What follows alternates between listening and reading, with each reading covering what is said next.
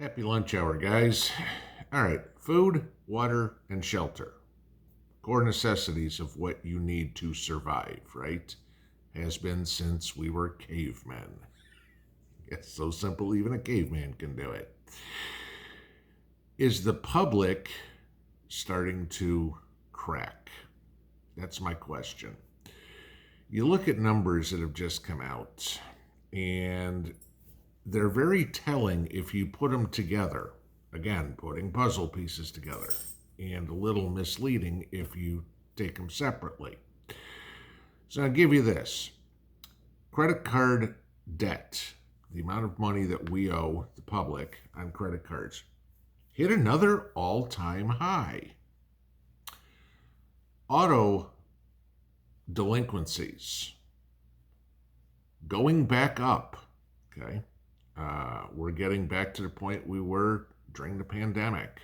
Okay, we jumped another 0.2% in January. However, this is the interesting one. Mortgage delinquencies are down. Now, here's the interesting part to that one is the Mortgage Association figures that the default rate on mortgages is going to go up by 0.5% this year. Now, if you take all of those and go, okay, that's just weird. Why is it working this way? Well, it tells you where the economy's headed. And if you get ahead of the game, you're going to figure this out. So let's look at what people are doing. Gee, maybe they've lost their job. A lot of that been going on lately, right? What are the first things that people get rid of when income is tight?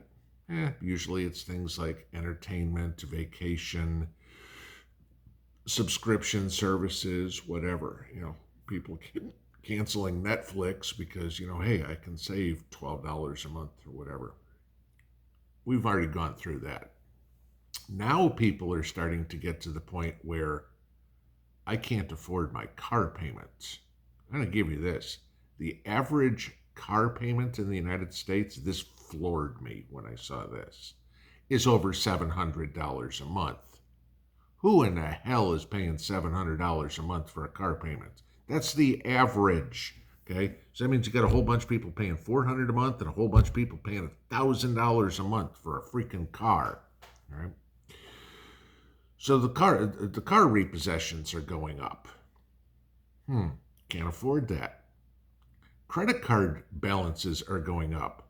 Why? Because, gee, honey, we got to feed the kids tonight, and I don't have any money. Okay, we got to put it on a credit card. The one thing that people are paying still is the house payment. Okay, good. Get rid of the expensive car, get rid of the car payment, and put the money toward the house. Maybe people are waking up because that's prudence. Your house, for the most part, is an appreciating asset. Okay, it should go up in value. Your car is a depreciating asset, unless, of course, you're driving around in a 1957 Chevy or something like that, a classic car. Nothing that's on the road right now is got any chance of being called a classic car anytime in the future. Nobody's going, hey, you know what? I'm going to go out and buy myself a 2002 Toyota Camry because it's going up in value. No, that ain't happening. All right. This is very telling to where the economy's going.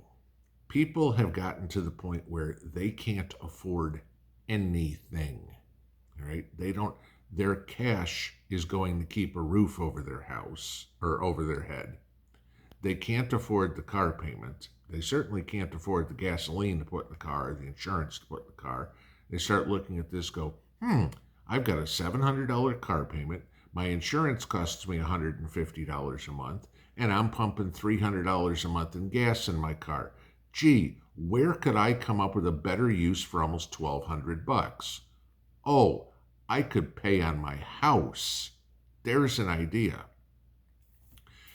You're not seeing people selling cars because they're not getting anything for them at this point. Okay, the used car market, that was everything. Remember talking last year where used car prices were going through the roof and everything like that. And, people were going, I bought a car in April and I sold it in July for more than I paid for it. That ain't happening anymore. Used cars took a big turn to the south. All right. So now all those people that bought cars last year are now underwater. They can't make the payment. They can't sell the car off because they can't pay the difference between what they get for the car and the note. So they're just driving it, hoping to God to stay one step ahead of the repo man and praying to God that, money falls out of the sky one day and they can get current on their payments. So chances are those cars get repossessed soon enough. Then you look at food and what's going on with food. Food keeps getting more and more and more and more expensive. And people are going, my paycheck ain't keeping up with inflation, right? So I gotta buy food somewhere. So maybe they take any extra cash they have, but chances are it's going on the credit cards. And those credit card bills keep going up. You're gonna start seeing, mark my words, later this year, more charge-offs on credit cards, more delinquencies on credit cards. People are at least paying for the houses right now. That's the last bastion. Go back to 2008, 2009, what happened back then? People weren't paying the mortgage. They couldn't afford to pay for the house anymore. Granted, we're in a completely different reason why. Okay. Back then it was, anybody with a heartbeat could get a mortgage regardless of whether they had an income, and then everything fell apart. This time people had a good mortgage, cheap mortgage, and now can't afford it because of Joe's economy, because their companies are laying off, of the fact that interest rates keep going up and up and up and up and up, which makes it more expensive for companies to do business. And so companies have to recoup those costs somewhere, and the way they do it is by laying people off.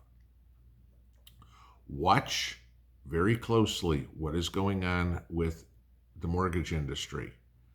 Not as to what mortgage rates are, but what the delinquency rates are on mortgages. That's your telltale sign to what's going on in the economy. Right now, it looks good. Like I said, if you take the numbers standalone, it looks fine. If you start combining it with other stuff, you go, okay, I understand what most people are doing. They're paying for one of the necessities in life: food, water, and shelter. They're keeping that roof over their head as long as they can. Everything else is secondary. Okay? No more vacations, no more go out to the movies, no more go out to dinner, no more making the car payment. All the money we have is going to pay the mortgage. You look at people that are collecting unemployment, and, in a lot of states, unemployment might be enough to cover the mortgage. That's what's going. The credit card they have is getting maxed out for food, is maybe getting paid for the electric bill, and that's it. Guys, we're teetering on the edge here. When that mortgage delinquency rate tips back up, expect 2008, 2009 to look like a walk in the park. It's going to get bad, and it's going to happen this year. Have a good one. Pinball out.